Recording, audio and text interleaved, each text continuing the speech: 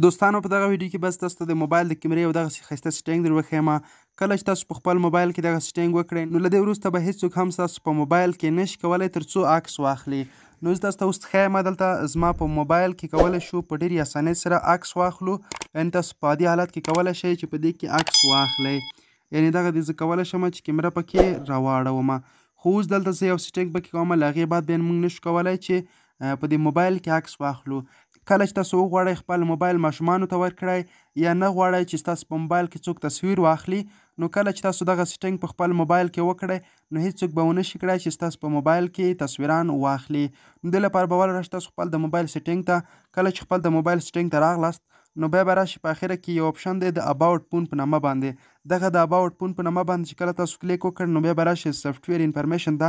په سافټویر انفارمیشن باندې به کلیک وکړئ او بیا دلته یو اپشن دی د بیولډ نمبر. په بیولډ نمبر باندې په 7 دفعې کلیک وکړئ.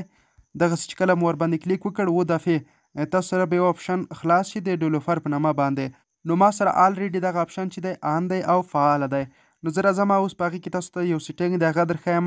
دغه په اخر کې تاسو ته ښکاري د ډیولوپر اپشن. زه په دې باندې به کلیک وکړئ او دې کې به لږ ښکته راشئ کویک سیټینګ ډیولوپر ټیلز. په دې باندې چې کله هم تاسو کلیک وکړ نو په دې کې د اخره طرفه دوهم اپشن راځي د سینسور آف. په دې باندې باید تاسو کلیک وکړئ.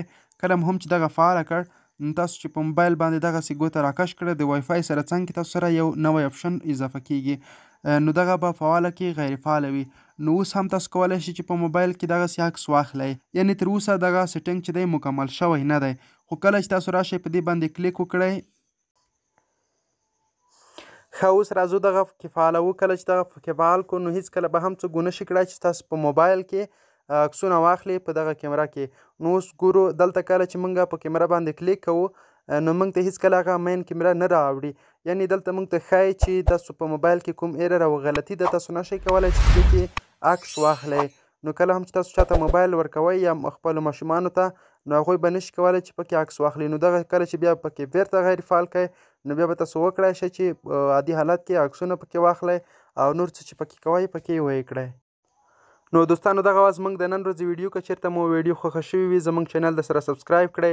تر بلې ویډیو چې زه ستاسو لپاره په درنو حضور کې حاضرېږم درڅخه اجازه غواړم. د الله په امان.